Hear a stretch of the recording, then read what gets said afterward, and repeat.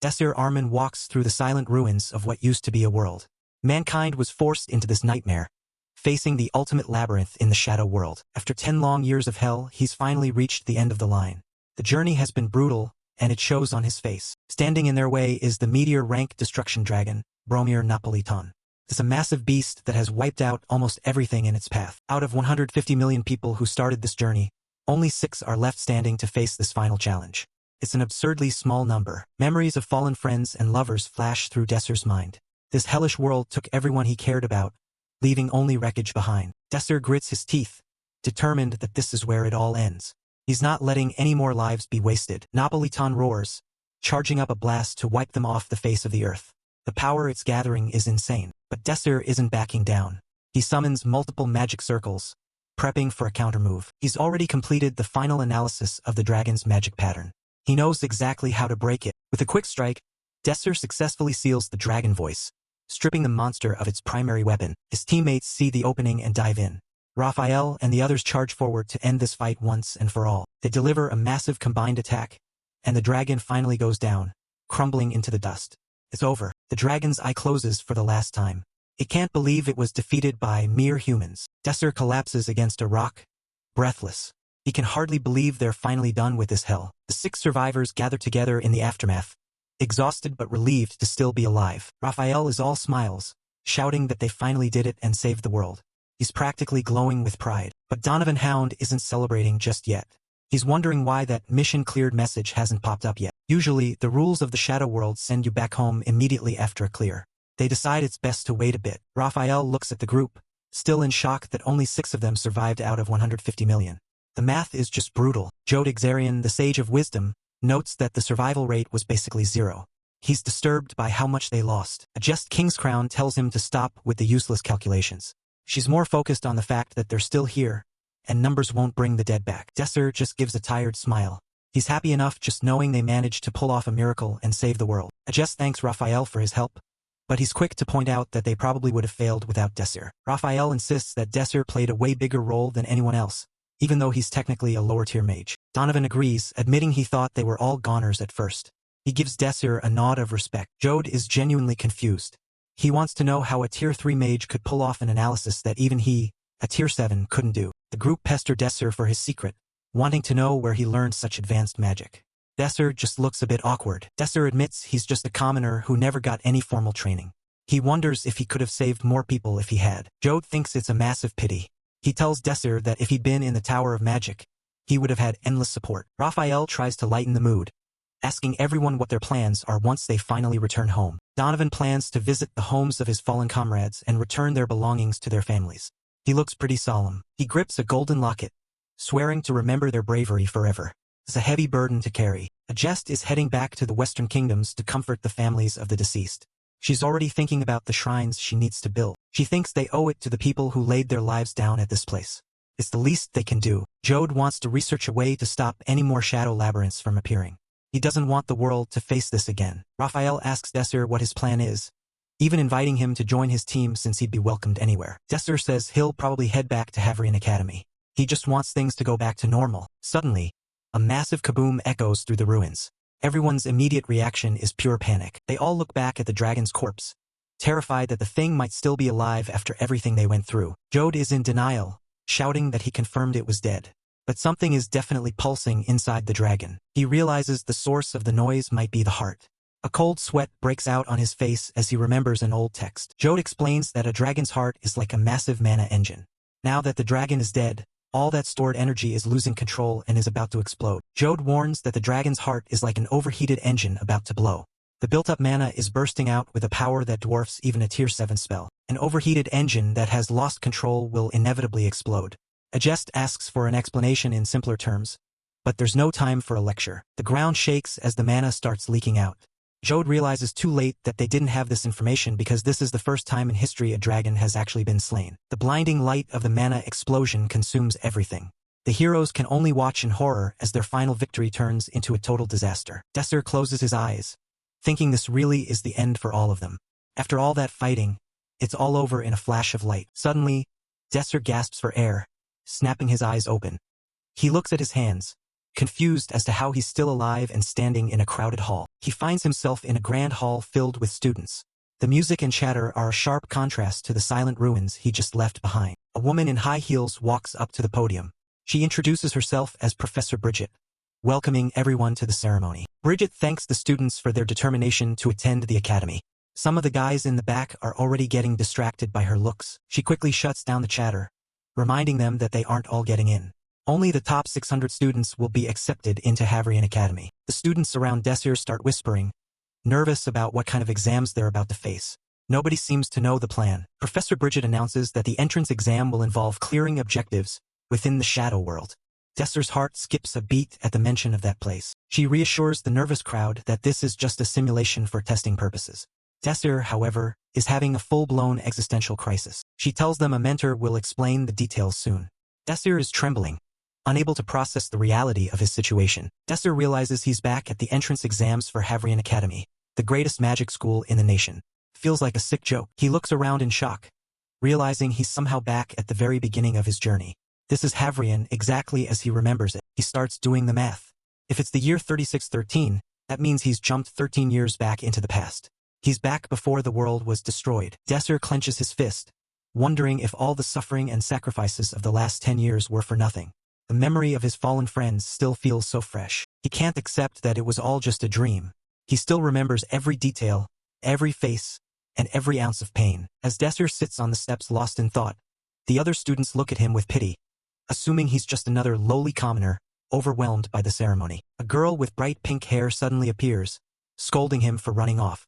She asks if he's Desir Armin. She introduces herself as Radoria von Dorich, a second-year student and his assigned mentor for the day. Desir can only give a stunned nod. Radoria laughs off his nervousness, telling him not to worry about the entrance exam. To her, the simulated shadow world is child's play. She stops in her tracks when she looks at his file. She realizes he's a commoner, which means he'll likely be stuck in the beta class with zero proper training. The academy is rife with discrimination. Nobles go to the alpha class while commoners like Desir are shoveled into the beta class. Radoria decides to test him, asking if he even knows what the shadow world is. Desir gives a calm nod. The shadow world is a parallel universe calamity that mankind faces every year. It's filled with infinite, dangerous variations of past historical events. The shadow world is currently being managed by two main powers, the Western Kingdoms and Havrian Academy. They're constantly competing for magic artifacts. Radoria explains that as members of the Academy, they're obliged to join the competition. She mentions there are other factions too, but doesn't elaborate. She asks if he knows how to clear the objectives within the shadow world. Desir looks her in the eye and confirms he does. Desir explains that events from the past repeat themselves within that parallel universe. There's only one way to stop the shadows from devouring the real world. One must infiltrate the shadow world and complete the mission objectives based on that specific historical scenario. For example, a battle from the past must be won. Turning a past defeat into a victory is the key to clearing the world. That's why everyone prepares so hard for these missions. Radoria is impressed by his knowledge. Since he's clearly up to speed, she tells him they can just move on to the next task. They arrive at the Havrian Academy's main building. Radoria uses her student ID to open the door, and the system welcomes her as a fourth-tier fire magician. Radoria is surprised that Desir isn't more amazed by the place. He just shrugs and tells her he's seen a building very similar to this before. A group of students approaches them. Radoria's expression immediately sours, and she warns Desir that the guy leading them, Alfheim, is a complete asshole. Alfheim mocks Radoria for being short and walking slow. Radoria snaps back, clearly having no patience for his shitty attitude. Alfheim is a water magician and Radoria's rival. He reminds her of how he easily beat her fire magic last month, much to her fury. The tension between the two is palpable, with their spirit animals practically snarling at each other in the background. It's an incompatible rivalry in every way. Alfheim turns his attention to Desir, asking if he's Radoria's new mentee. Desir gives him a polite, straightforward answer. When Alfheim sees Desir is just a commoner, he starts laughing. He mocks Radoria, saying that a lowly commoner is a perfect match for her. Alfheim continues his mocking, asking Radoria if she even bothered to check the group placements. He's already decided the match is over before it even began. Radoria argues that there's no guarantee he'll fail, but Alfheim just scoffs. He tells her that winning is simply impossible for a commoner like Desir. He points to the list for Group D, Desir Armin, Agest Kingscrown, Romantica Eru, and Travery Tychus. He tells Radoria she's doomed with such a lopsided lineup. The reason for his confidence stands right there. Agest Kingscrown, a legendary talent whose name alone carries immense weight even among the elite. She's a third-tier magic swordsman with skills that exceed most knights. Midoriya is floored, realizing the massive gap in talent between the applicants. Alfheim laughs as he walks away, his arrogance on full display. He tells Midoriya he's going to give her some friendly advice. He turns to Desir and tells him to just give up and leave. He believes there's no point in coming to the academy if he's destined for the beta class. Desir just smirks at the noble's petty insults, unfazed. A chime rings out, announcing that the entrance exam is finally about to begin. Midoriya is furious, demanding to know why Desir is laughing in the face of such a disaster. Desir calmly tells her they should get going to the site. As they approach the glowing gate to the exam site, Desir looks at the portal. He tries to recall if it looked exactly like this in his original past. A girl with twin tails scolds him for being an embarrassment to the group. Desir's eyes widen as he recognizes a face he thought he'd never see again. It's Romantica Eru. Seeing her alive and well, years before the tragedy that claimed her life, leaves Desir completely breathless and stunned. Overwhelmed with emotion, Desir rushes forward and grabs her, frantically asking if she's hurt. Romantica is startled and demands to know what the hell he's doing. Desir snaps back to reality and apologizes, realizing he's making a scene. Romantica is deeply offended that a commoner would dare to touch her so familiarly. Internally, Desir is flooded with joy. He remembers the crushing despair he felt when he lost her, a memory of anguish that still feels all too real. He realizes he's truly been given a second chance. He's back at a time before he lost anyone, and he is sure of it now. He won't let it go to waste. His expression turns dark and intensely determined. He promises himself that he will never lose her, or any of his comrades, ever again. He clenches his fist with iron resolve. In order to protect the future, he will do whatever is necessary to save them all this time. The exam details for Group D are finalized. They will be participating in a racing competition held within the plains of Ernest. The objective is to cross the finish line 8 kilometers away. Magic is permitted, and using magic attacks against other competitors is also allowed. The students discuss their luck. Romantica and Travery dismiss Desir as a useless commoner, believing the real competition is only between the two of them. The gate to the shadow world begins to pulse and open. The participants line up, ready to begin their first official test at Havrian. They enter a lush, green landscape. An announcement informs them they are now in the plain of Ernest, and the race will begin in 3 minutes. Desir looks at a Jest King's crown, wondering if she could be a returner like him. But she remains as stoic and unreadable as she was in his memories. A Jest suddenly addresses Desir directly, catching him off guard. She looks at him with cold, piercing eyes and bluntly tells him that he is weak. She tells him not to worry, as she has no intention of attacking him. To her, his magic level is so low that he'd only be useful in low-tier Shadow World. A Jest King's crown takes one look at Desir and dismisses him instantly. To a noble like her, he's just a weakling not even worth the effort. The countdown begins as the participants brace themselves for the race through the simulation. Start. Everyone bolts forward in a massive cloud of dust, with Romantica and Desir running neck and neck. Suddenly, Romantica spots a tiny leaf imp and completely loses her focus to go fawn over it. Desir just sighs. She hasn't changed a bit. She's shocked he seems to know her, but quickly snaps back into her elitist persona, screaming at him to stay away. Desir's smug smile only irritates her more.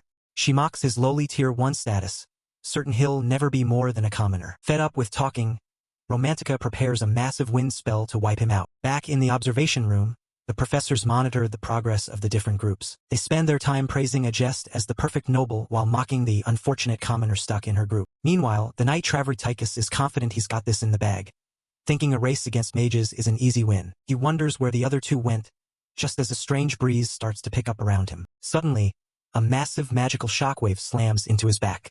The power is so intense he figures it has to be Romantica's work. Travery tries to anchor himself with his sword, relying on his heavy armor to keep him from getting blown away. A Jest senses the incoming pressure and starts to speed up, while Travery braces for impact. The wind reaches a terrifying level of force, sending a Jest into a sprint as the knight's eyes go wide in shock. A Jest doesn't just run through the storm. She slices right through it with her blade. Travery is absolutely panicking now, realizing too late that his armor isn't going to save him from this. Turns out the wind was aimed directly at him. Romantica watches with a devious grin as the knight is launched into the air. Travery screams in pure frustration as he's forcibly eliminated from the exam. The elimination alert pings for the remaining students. A Jest keeps moving, noting the wind has finally stopped blowing. Desir casually notes it's a shame the magic swordsman didn't get caught in that. Romantica just glares at him, deciding he's next. Feeling generous, Romantica offers Desir a chance to withdraw before things get painful. He just smiles and politely declines. She's genuinely baffled. After seeing her power, She can't understand why a commoner would even think he stands a chance. Desser points out that since nobody can die in a simulation, he's going to see this through. Romantica doesn't take the sass well and charges up her magic. She unleashes Wind Strike, her strongest tier 2 attack, and tells him to try and survive. A massive blast of air surges toward him, but Desser just calmly swipes his hand as a huge explosion rocks the field. Romantica is sure she's won, but as the dust clears, Desser is still standing there, critiquing her technique. Desser brushes himself off and gives her a compliment, leaving Romantica completely speechless. He explains that he analyzed her magic and just nudged the air currents off course. Romantica refuses to believe a commoner could pull off something so advanced. The idea of her magic being dissected by a nobody is completely breaking Romantica's brain. Complete magic analysis is a feat reserved for the highest tier masters of the magic circle. Romantica screams that he must have just been lucky, refusing to accept that she's being outclassed. She launches Wind Venom, but Desser just tells her to watch and learn this time. Once again, her magic is effortlessly redirected, leaving Romantica horrified as her spells miss completely. She's reaching her limit, her pride crumbling as she realizes how wide the gap between them actually is. Desser looks at her with a heavy gaze, thinking about what true talent really means. He decides it's time to end this. He's got a real goal to focus on, and a much stronger opponent he needs to defeat. Romantica is trembling, pointing out that he hasn't even cast a spell yet. She vows to keep attacking until she wins. Desser acknowledges her strength, but in his mind, he sees the faces of his fallen friends. He knows that strength alone won't change the future. He tells her he has to move on ahead, and Romantica braces for his next move. Desser tells her she made exactly 3 mistakes in this fight. First, he can use magic. Second, she was never his target. And third, he holds up 3 fingers ready to wrap things up. Desser begins casting a basic spell, but these runes aren't for combat. He's activating Grease, a simple utility magic that removes friction from any surface. Romantica recognizes it immediately and scoffs. It's a tier 1 trick usually used to make people trip, hardly a threat to a mage of her caliber. She assumes he's just trying to be a nuisance, but even she's a little surprised by the sheer amount of mana he's pouring into such a basic spell. Romantica braces herself for the ground to turn into a slip and slide, but she quickly realizes she can still stand perfectly fine. Desser reminds her that this isn't a duel. It's a race. He asks her where she thinks he actually applied that grease spell if not on the ground. Desser drops the bombshell. He applied it to his own body. He mentions Newton's third law of action and reaction, which only makes Romantica more annoyed. He sets the stage, asking her what would happen if something slammed into him from behind with the force of a massive explosion while he had 0 friction. To Romantica's absolute horror, Desser begins chanting for a fireball, positioning the magic circle directly behind his own back. She screams at him to stop, calling him insane. At that speed, he won't just move forward, he'll likely die or be pulverized if he hits anything. Desser remains completely unfazed by her panic. He reminds her of her own words. Nobody can actually die in this simulated world. It's a risk he's more than willing to take to win. Kaboom! The fireball detonates, acting like a jet engine and launching Desser forward with terrifying velocity. Romantica is left face down in the dirt, completely stunned by the sheer recklessness of his plan. Up ahead, a Jest Kingscrown hears the explosion and glances back with an intense gaze, finally recognizing the threat coming her way. A Jest stops her steady run and prepares to engage, telling Desir to bring it on as he hurtles toward her. Even as he flies at her, she still dismisses him as the weakest, refusing to acknowledge his unconventional tactics. The two of them become a blur as they race through the tall grass toward the finish line. A Jest realizes she can't just ignore him or she'll leave her back wide open. Since he defeated Romantica to get here, she decides she has to take him down now. She stops playing around and decides to finish the exam using everything she's got. A Jest unleashes her magic arrows, filling the entire sky with a geometric web of lethal magic circles. She tells Desir that whatever gimmicks he used on Romantica won't be enough to get past her. Desir is impressed by the sheer volume of mana she's channeling, but he notes she's still making the mistake of looking down on him. He activates skill analysis, his eyes glowing with complex runes as he stares directly into her magic. Desir begins dissecting the 180 magically linked runes that make up her arrows, gaining control over the spell's internal structure. A Jest is horrified as she realizes he's analyzing her magic at the speed of a 6th-tier master. She knows she has to strike now before she loses control. Desir screams out course adjustment as he manipulates the incoming arrows, causing them to collide and explode around him. He emerges from the smoke, battered and burnt, but still moving. A Jest is frozen in shock that he managed to survive her strongest barrage. She quickly calculates her remaining mana and the distance to the goal, noting that he was only able to hijack 4 of her arrows. Realizing that numbers won't work, she pivots to pure strength, conjuring a massive wall of ice to crush him. Desir smiles, noting that she's finally using her head, but he tells her it's still not the right answer. A Jest launches her massive ice projectiles, But Desir isn't running away. He's diving right into the middle of them. He triggers his skill analysis again, expertly picking apart the runes of her remaining arrows as they fly past. With another course adjustment, he forces her own magic to explode right in front of him, creating a massive concussive blast. Desir uses the force of that explosion to catapult himself forward one last time, soaring over Ajest's head. They both reach the finish line in a final, desperate dash, but Desir's gambit gives him the edge. He collapses on the other side, bloodied and exhausted, having successfully cleared the Shadow World in first place. A massive announcement fills the air, confirming that the simulation has been cleared and Desir is the victor. Back at the academy, the professors discuss the results. Pugman insists that the elite alpha class must remain strictly for nobles. He slams his gavel, dismissing the idea of commoners joining their ranks and saying they should just be grateful to be at the school at all. The council is in an uproar when they realize a commoner actually beat the legendary magic swordsman in a fair fight. Professor Bridget steps forward, revealing that she was the one who personally recommended Desir for the academy. She explains that she met him at an orphanage by chance and recognized his incredible talent and dedication to magic. The head professor reviews Desir's preliminary results, noting that despite being barely a first-tier magic circle magician, his practical performance is off the charts. The professors watch the recording of the final clash, still unable to wrap their heads around how a student could dismantle such a high-level spell with ease. One by one, the faculty members express their disbelief.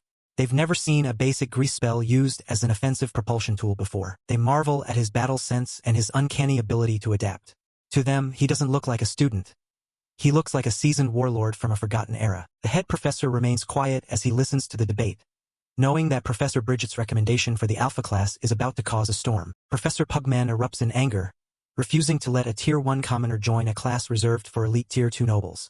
To him, it would be an insult to the Academy's heritage. Several other professors quickly side with Pugman, arguing that standards must be upheld and that a commoner simply doesn't belong in the Alpha class. Pugman turns his venom toward Bridget, telling her that he will never allow her to have her way.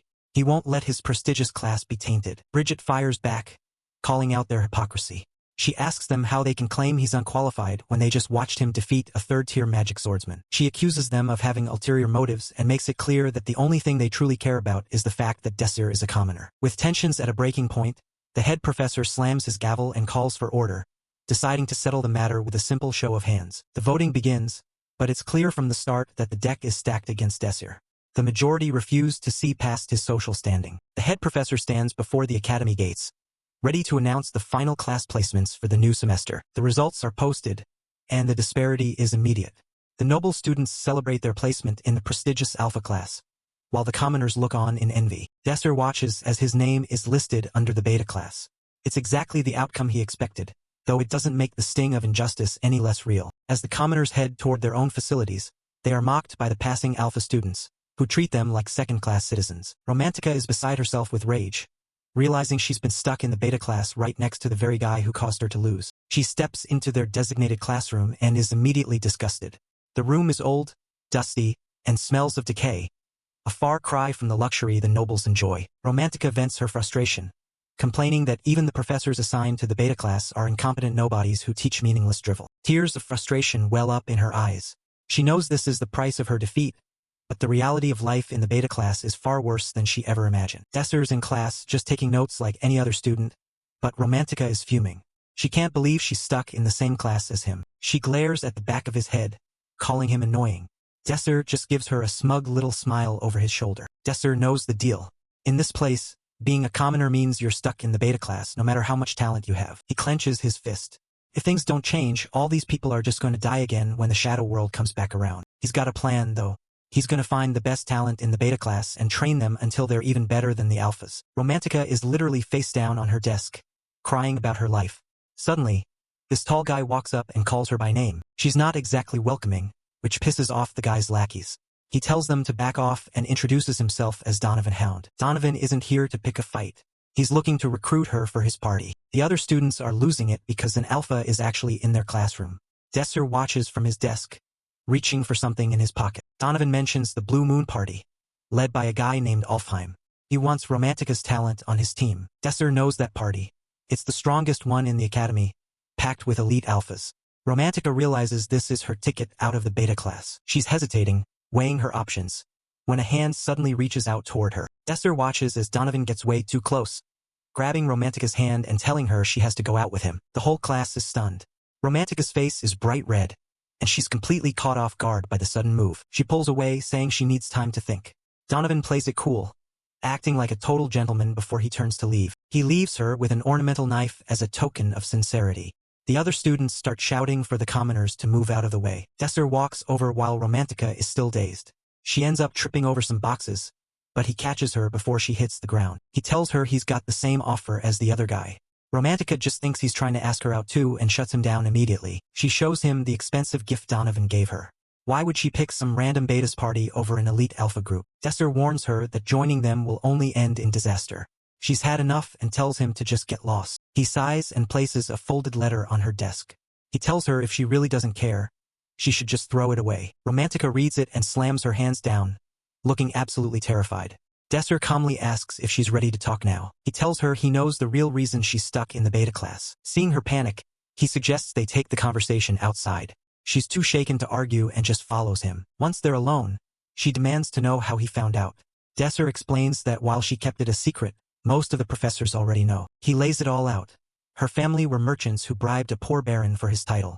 She was only 4 years old when they became Von Eru. He mentions Professor Nefelica, the one in charge of the Blue Moon Party, absolutely despises commoners. Romantica hopes Donovan would protect her, but she looks unsure. Desser hits her with the truth. Nefelica would never tolerate someone like her. He asks what she's planning to do now. Romantica's cornered and she knows it. Desser gives her an out. Just join his party for a single month. He says if she still hates it after that, she's free to leave.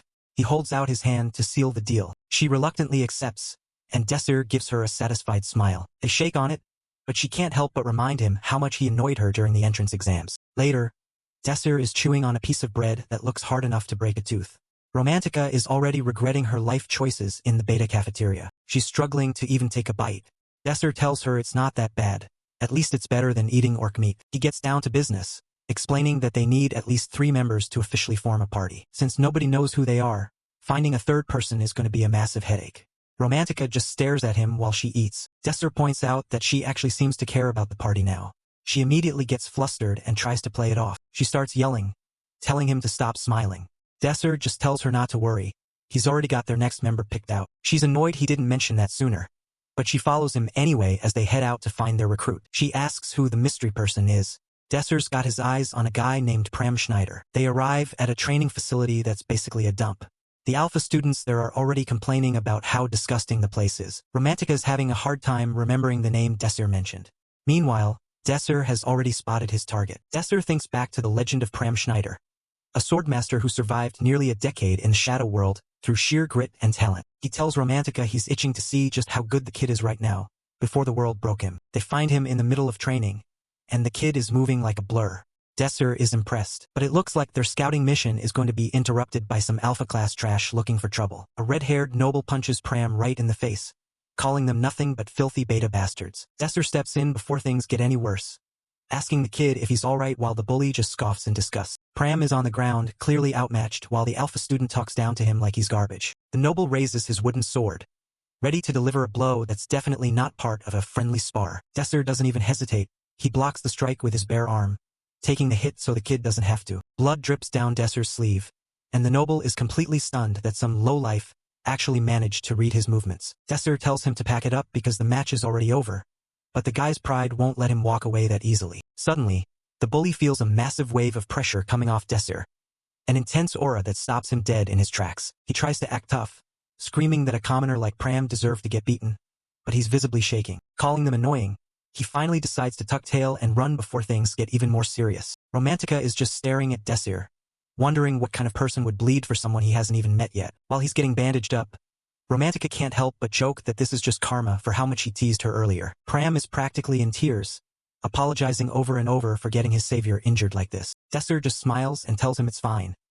He knew exactly what he was getting into when he jumped in. They finally get around to introductions, and Desser gives the kid a friendly smile to ease the tension. The kid introduces himself as Pram Schneider, and honestly, he's way cuter than a legendary swordmaster has any right to be. Desser asks him to drop the formalities, but Pram is way too polite for that, insisting on calling him Mr. Desser. Desser just rolls with it, glad to see the kid is back to his cheerful self after that rough encounter. As they walk away, Pram keeps up the formal talk, even though they're basically the same age. He bows deeply, promising to repay Desser for saving him, which gives Desir the perfect opening to pop the question. Desir asks him to join his party, and Pram doesn't even blink before saying yes with a huge smile. Next stop, Professor Bridget's office. Desir already made a reservation, showing he's always 3 steps ahead. They're greeted by the professor herself, who's been expecting Desir ever since his insane performance at the exams. She invites them in and tells them to make themselves comfortable, her long red dress trailing as she walks. They sit down for some tea, and Desir thanks her for making time in her busy schedule to see a few beta students. Bridget admits she was blown away by his magic during the entrance exams. She's never seen that level of precision from anyone his age. She continues her praise, saying he completely shattered every expectation she had for a commoner student. Desir gets a bit flustered by all the compliments, but she just laughs and tells him to drink his tea before it gets cold. Then she leans in, getting down to business. She wants to know why he's bothering to form a party in the first place. Desir looks her straight in the eye and tells her his plan is to take the promotional exam and climb all the way to the alpha class. Bridget notes that's a mountain of a task, while Pram and Romantica just stare at him like he's grown a second head. He explains the goal isn't just to pass, but to fight through the tournament and become one of the legendary single rankers. Bridget summarizes his insane ambition. He wants to be one of the top 9 students in the entire academy. Desir just nods like it's the most natural thing in the world, while Romantica nearly chokes on her tea. She jumps up and calls him crazy, reminding him that the system is designed to keep beta students like them at the bottom. She points out that every single ranker comes from a top-tier alpha party, and a beta team would be an immediate target. Desir doesn't disagree. He knows the alphas will do everything they can to crush them before they even get a chance. But he argues that's exactly why they have to aim for the top, to prove that talent doesn't care about your bloodline. Desir knows that the only way to tear down the walls between the classes is to prove the noble alpha students wrong with undeniable results. Professor Bridget takes a long sip of her tea, eventually agreeing to let them form a party, though she has one final concern. She looks directly at Romantica and Pram, asking if they're truly willing to tie their futures to such a reckless and dangerous ambition. To understand why the goal is so daunting, you only have to look at the Hurrian Academy's premier training facilities. The Alpha class has access to state-of-the-art arenas and high-tech simulators that commoners can only dream of. Romantica looks on with envy, wishing they could train in such a place, but Desir knows those doors are firmly shut to betas. Instead, Desir leads them to the very top floor of the training center, an area that clearly hasn't seen a janitor in a decade. The air is thick with dust and the smell of mildew, making it hard for poor Pram to even catch his breath. Suddenly, the silence is broken by a strange scuttling sound,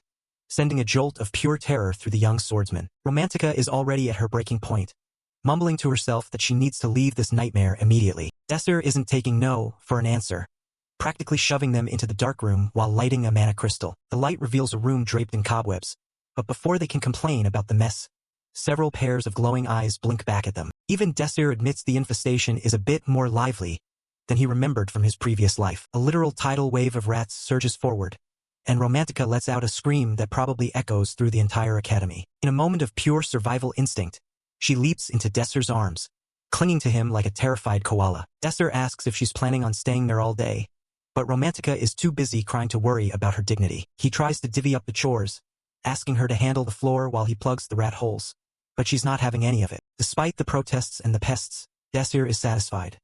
They finally have a place to call their own, no matter how humble. After hours of grueling work, the sun begins to set, and the attic is finally starting to look like an actual room again. Pram, who had been resting after his earlier ordeal, pokes his head in to see how the cleaning is coming along. He's shocked to find the place spotless, feeling terrible that Desir worked so hard despite his bleeding arm. The kid is on the verge of tears again, moved by Desir's selfless attitude even in the face of such a disgusting job. Desir just gives him a tired but encouraging smile, asking the team if they're ready to finally start their real training. As Bridget waits for her answer, the bond between these three is already starting to forge into something the Alpha class won't see coming. Romantica is having a crisis.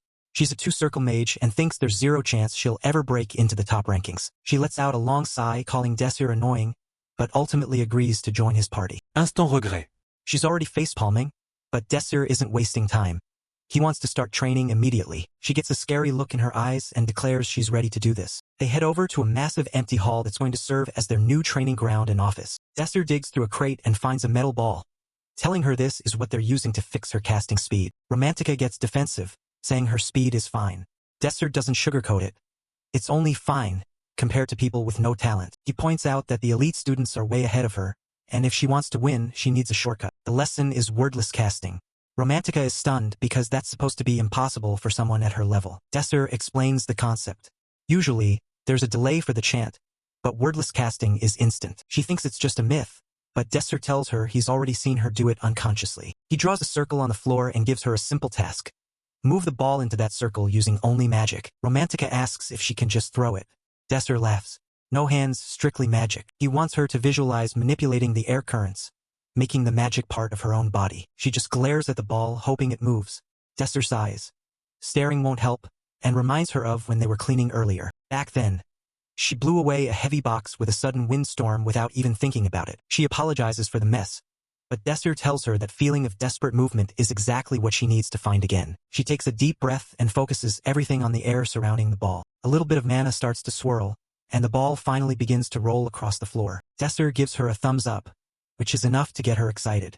Then, he turns his attention to Pram. The kid is ready for his turn, but Desser tells him there's actually nothing he can teach him about swordsmanship. He says Pram is already good enough to be in the alpha class right now, but there's a big if. He'd be unstoppable if he were actually using his rapier. Desser mentions how he used to spearhead the front lines with a legendary weapon. Pram is shocked.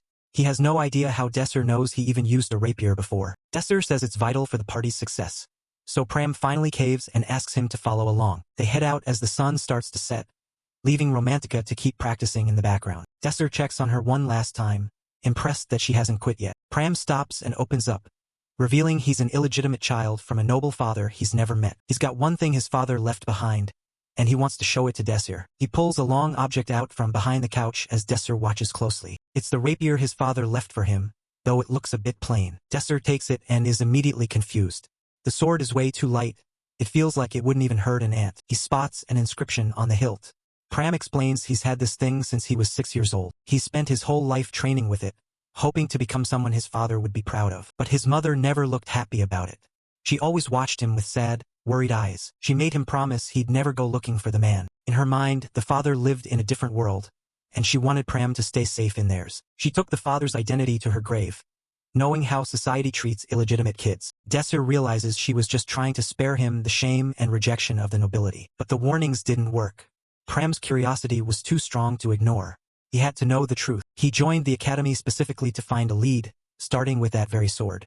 But after really checking it out, something felt off. Pram looks at the weapon, finally realizing it's just a common, rusty iron sword. He's devastated. Everything his father left behind feels like a cruel joke now. In a fit of rage and tears, he calls it trash and hurls the precious heirloom across the room. He clutches his chest, sobbing over how much he endured just to protect what he thought was special. Desser can only watch in silence as the kid breaks down, calling out for his mother. Later that night, Desser sits alone, wondering if there's actually anything he can do to help his friend. He remembers that in his past life, Pram was a legendary rapier user, which doesn't fit with this trash sword. Suddenly, a realization hits him. The silverlight rapier matches the description of what he just saw. It's a legendary weapon, and he remembers seeing it in his previous life too. Desser sprints through the halls, desperately calling out for the boy. He finds him and asks to see the sword handle one more time, despite how awkward it feels. Pram can't even look him in the eye, admitting he already sold the useless thing off. Desser drags him out to the academy's market district, a place he used to visit often before the world ended. They head down a narrow, shady alleyway that even Desser hasn't explored much in this life. They arrive at Wujikin's antique shop, a place that practically screams, no refunds, and overpriced. Pram is still adamant about never touching that rapier again, no matter what. The security inside is suspiciously tight, complete with heavy iron doors and eerie decor. They're greeted by a massive barbarian guard who lets them into the back room. The owner, Wujikin, greets them with a puff of smoke, acting like he's just a simple, honest merchant. He recognizes Pram immediately and asks if he's back to sell more of his junk. When Desser says they want to buy the sword back, the old man starts laughing, sensing an easy payday. Wujikin mocks the rusty blade,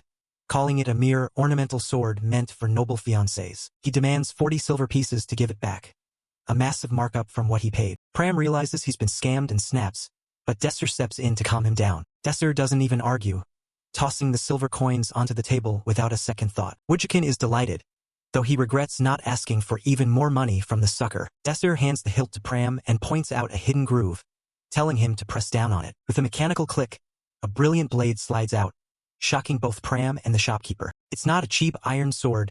Desser reveals it's made of blanksum, a legendary metal. Wujikin's jaw drops as he realizes he just sold a priceless treasure for a handful of silver. Blanksum is virtually indestructible, incredibly sharp, and lighter than any known steel. It was the perfect weapon for a swordsman, and the exact one Pram used to wield in the future. As they turn to leave, Woojikin drops the friendly act and signals his guard to block the way. He demands they hand the rapier back, but Desser isn't intimidated. Desser calmly explains that the deal is done. They bought an ornamental sword, and the transaction is final. Woojikin loses his cool, but Desser just points out that he's giving the old man a taste of his own medicine. Desser demands the guard open the door, but the massive guy isn't moving without his boss's word. The shopkeeper tells them they aren't going anywhere, and Desser sighs, finding the arrogance familiar. It reminds him of his old rival, Donovan, right before the guard lunges at him with a massive cleaver. The guard is stunned when Desser effortlessly dodges a blow that should have cleaved him in two. Enraged by the failure, Woojikin screams for his guard to stop messing around and just kill them. Pram steps forward, drawing the new blade and warning the giant that he'd really rather not have to fight. Pram steps up, rapier in hand, declaring that he won't be holding anything back. Desser can't help but tease him about his earlier oath to never use the weapon again, but then formally puts himself in the boy's care as a party member. Pram tells Desser to stay back as the massive barbarian guard lets out a blood-curdling roar. The duel begins, and Pram's eyes sharpen as he narrowly dodges a devastating punch. From the sidelines, Desser notes how different Pram's movements are now. With the rapier, his form is absolutely perfect. Desser knows that barbarians, who fight with raw, overwhelming strength, are the natural enemies of refined swordsmen. He prepares to intervene if things get ugly, but the barbarian is already being pushed back by the boy's incredible speed. Pram becomes a whirlwind of blue energy, moving so fast that Desser realizes his help might not be needed at all. The giant is actually impressed, laughing as his warrior's pride is stoked by the tiny warrior's strength. Desser leans against a wall, sighing at how tedious it is to deal with the typical barbarian obsession with combat. The shop owner's massive guard roars in delight, calling Pram a worthy opponent, despite his small size. The air rings with the sound of steel against flesh as Pram dances around the much larger man. Blood sprays across the room as Pram's legendary blade finds its mark again and again. The barbarian is stunned. He can barely track the movements of the boy cutting him down. Desser watches with clinical interest, noting how Pram has tailored his fighting style to his small stature. Pram ducks and slides between the giant's legs, his agility making him nearly impossible to hit. He unleashes a flurry of stabs, but despite the speed, the barbarian's sheer mass is hard to overcome. Suddenly, the guard's eyes glow a menacing red as a dark chuckle escapes his lips. He's not discouraged at all. In fact, he's having the time of his life in this bloody exchange. Pram realizes his attacks aren't having the impact he expected, likely because he's out of practice with the rapier. He begins to doubt if he can actually bring down such a monster, but Desser's voice cuts through his panic, telling him to focus. Recentering himself, Pram knows that taking down this guard is their only ticket out of the shop. The barbarian is starting to adapt to his speed, so Pram decides he needs to finish this with a single, decisive strike. He searches for the giant's vitals, preparing to stake everything on one precise thrust. The guard taunts him, laughing that the boy thinks too much in the middle of a life-or-death fight. He claims to see exactly where Pram is aiming and prepares a countermove of his own. There's a massive collision of power, and Pram is sent reeling, coughing up blood from the sheer force of the impact. He collapses to the floor, gasping for air as his vision swims and his lungs burn. He tries to reach for his dropped sword, refusing to let himself fall in a place like this. Looking up, he sees Desser watching him with a look of intense concentration and a clenched fist. Desser starts to worry that he pushed Pram too hard,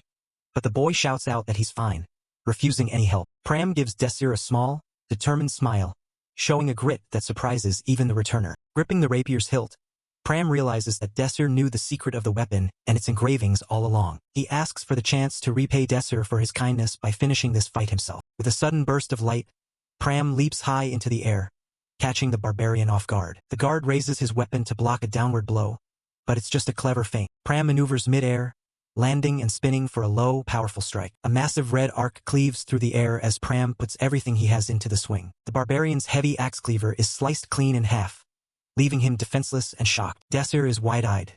He didn't expect Pram to be able to destroy such a heavy weapon in a single blow. The giant can only let out a confused groan as he realizes his weapon, and his luck, has run out. With a heavy thud, the massive barbarian collapses to the floor, finally defeated by the tiny warrior. After the grueling fight, Desser checks on Pram, who admits he barely won and that without his new rapier, he would have been the one on the floor. Desser looks on as Pram rubs his sore spots, relieved that his new party member is mostly unhurt despite the barbarian's overwhelming strength. Desser turns to leave, but Woojikin lets out a sinister laugh, asking where they think they're going as a heavy iron door slams shut. Woojikin boastfully claims that the door is made of unbreakable iron from the Kihale Mountains, and that no one but his fallen guard has the strength to open it. Ignoring the shopkeeper's threats, Pram steps forward and, with a single fluid strike of his rapier, slices the unbreakable door clean in half. Woojikin can only watch in speechless horror as the two students calmly walk out into the sunlight, leaving him with his ruined shop and broken pride. Desir and Pram are out for an early morning run, but Desir is already completely gassed. He realized just how much his physical condition has dropped compared to his past life. They finally stop to catch their breath, and Desir suggests grabbing a bite to eat. Pram tries to thank him for the training, but Desir brushes it off. He tells the kid that since they're in the same party now, there's no need for formal thanks. Pram starts tearing up, overwhelmed by the gesture. He spent his whole life searching for his father, but after coming up empty, he'd lost all sense of purpose. He felt like a bird drifting without a destination, just going through the motions. But now, Desir has given him a new path to follow. He's found a leader he can truly believe in. As Desir digs into his food, Pram makes a silent vow to stick by his side. He looks at his sword hilt, where his father left a message about never losing sight of his path. Meanwhile, at the exclusive Alpha Class cafeteria, Romantica is trying to ignore the whispers from the other students. A noble named Donovan Hound walks up to her with a confident grin. He brings her to a table loaded with expensive food, boasting about the perks of being in the Alpha Class. He tries to turn on the charm, telling her how glad he is that they finally met up again. Romantica is more focused on the steak than his flirting, asking bluntly why he called her there. Donovan sets a wooden training sword on the table. He says he just wanted to return it, clearly looking for an excuse to get closer. He thinks she's rejecting him because of the social gap, but Romantica shuts that idea down. She reveals that she's joined a nameless party in the beta class. Donovan is stunned. He asks if she's being blackmailed, but she tells him she's there by choice and she's actually getting stronger. She brings up how he always trash talks commoners as if they're a different species. Then she hits him with the truth. She's a commoner too. Donovan looks like he's just seen a ghost. He doesn't believe her, claiming no commoner would ever turn down his proposal. He demands to know the real reason she's sticking with a group of trash. Romantica just smiles, thinking of how Desir and Pram treat her with actual respect. She calls him the real trash and walks out, leaving him shaking with rage. She tells him that the nobility is only powerful because they keep commoners from receiving magic gems. She explains that ever since the Shadow World appeared, talent has started to matter more than lineage. To her, the nobles are like a sandcastle that's about to be washed away, and that's what scares them. Donovan asks if she's planning to start a new republic, but she just wants him to know why he's so afraid. The mention of the commoner uprising from 10 years ago clearly hits a nerve. He slams the table, screaming about the evil bastards from the republic. The guy is losing it. Romantica stands her ground, declaring that her party will advance to the Alpha Class. Donovan declares them enemies and vows to stop them. She just warns him not to underestimate them. In Donovan's head, he's reliving the nightmare of the revolution, the executions and the fire. The memory of that bloodbath is the real reason he's so desperate to keep his status. Meanwhile, a news team is frantically working on a special report about the academy. The editor is thrilled, knowing the story about the beta party is going to be a massive hit. Across the school, students are staring at the news in complete shock. Professor Bridget watches from her office, amused that Desir's plan is working out so perfectly. Over in his office, Professor Pugman is having a total meltdown, while Ajest King's Crown watches with a cold, piercing gaze. Ajest watches in silence as Pugman's office becomes a zone of pure chaos. Pugman is absolutely losing it, screaming about how these commoners actually think they can move up to the Alpha Class. He slams his desk, his rage filling the entire room as the other students watch awkwardly. He's convinced this is all part of Professor Bridget's plan to humiliate him. He stares at the news report in disbelief, his blood boiling at the mention of Desir Armin. He orders the Blue Moon Party to use any means necessary to crush Desir's group. They can't let these bugs run free any longer. Pugman realizes he hasn't officially picked a leader for the first-year party yet. He turns to Ajest, asking if she can actually win this time. She gives a silent nod of confidence. Without hesitation, he appoints Ajest Kingscrown as the new leader of the party. He asks if anyone has any objections, and the rest of the group falls in line. Ajest clenches her fist, the memory of her first defeat still burning in her mind. She's determined not to repeat the same mistakes she made during the entrance exams. She vows to fight Desir with everything she's got this time. Later, Donovan Hound and another student named Fazabar approach her. Donovan has a specific request he wants to ask of his new party leader. He wants to be the one to deal with Romantica, likely because of their heated confrontation earlier. Ajest doesn't care what they do with the rest of the team, as long as she gets her rematch with Desir. Meanwhile, the scene shifts to the library, where Romantica and Pram are staring at a massive pile of books. Romantica is beyond confused.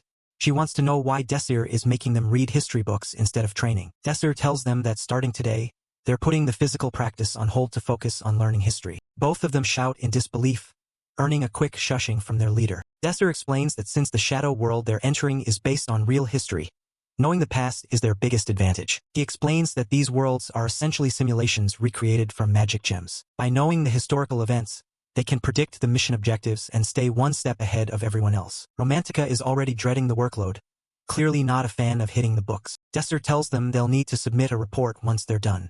Internally, he's just glad he has an excuse to use his future knowledge. They settle in to study, but it's not long before Romantica starts getting bored. She decides to start teasing Pram instead, noticing how much closer he's gotten to Desser lately. She spots a new charm on his sword and starts grilling him about it. She jokingly asks if the two of them went on a secret date, making Pram go bright red. Romantica keeps poking at him, while Desser just sighs, wondering why his teammates are so chaotic. He tells them to pipe down and get back to reading, and they both snap to attention. In the middle of the bickering, a book falls off the table.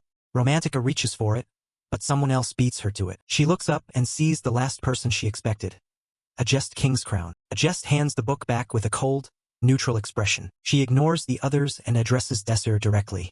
It's been 2 months since their last meeting. Desser greets her with his usual calm demeanor, even congratulating her on joining the elite Blue Moon party. A Jest isn't here for small talk. She says she's changed, and it's all thanks to him. Desser cuts right to the chase, guessing that she's here to officially declare war. He clearly knows exactly what kind of person she is. A Jest just looks away, almost embarrassed. She admits she used to be arrogant and look down on others, and she apologizes for her past behavior. But this time, things will be different. She promises to use her full strength to defeat him, and Desser welcomes the challenge. Desser reflects on his decision to push A Jest to her limits, hoping to reignite her competitive fire for the battles to come. A Jest King's Crown walks away, her resolve significantly strengthened by their recent encounter in the library. On the day of Havrian Academy's placement exams, a massive crowd gathers at the Coliseum to watch the tests unfold. The Academy's halls are bustling with excitement and tension as the students prepare for the most important event of the academic year. Romantica notices that Desser has actually taken the time to dress formally, adjusting his necktie for the occasion. While Pram compliments his appearance, Romantica teases Desser about his outfit, helping to ease the group's nerves before they head out. Desser asks his teammates if they are ready, and both Pram and Romantica respond with newfound confidence. They emerge into the arena to thunderous applause from the spectators, though the noble students in the stands look on with clear disdain. Desser ignores the noise and the glares, focusing instead on finalizing their strategy and positions for the upcoming challenge. Desser assigns Romantica the role of the group's sniper, instructing her to stay back and use her search magic to pick off enemies from a distance. He shocks her by revealing the true, lethal purpose of their training, as Pram accepts his role as the team's protector. Romantica is left wondering about Desser's real identity as the party's roles are set, and the test begins to feel much more dangerous. Desser ponders how to explain his own role in a way that his teammates can understand in simpler terms. He decides to call himself the Playmaker, the one who will guide the team through the chaos of the Shadow World. The system announces the start of the exams, and the students are transported through the gate into a dense, sun-dappled forest simulation. Desser finds himself alone in the woods and receives his mission to locate and eliminate the hostile enemy base. He scans his surroundings but realizes his teammates have been separated from him by the system's deployment. An ice bolt streaks through the air toward him, and Desser dodges it just as a blue-haired student appears, eager to defeat the famous commoner. The girl notes that he's famous for all the wrong reasons among the elite, and they prepare for battle. She displays an impressive ability to use multiple types of magic at once, launching a dual elemental assault of ice and fire. Desser quickly identifies her pattern, noting that she uses one spell defensively to mask her secondary attack. He counters her complex magic by forcing her spells to interfere with each other, shattering her ice shield with a single precise move. Outside, the members of the Blue Moon Party watch the broadcast with wary interest, with A Jest reminding them not to underestimate Desser Armin.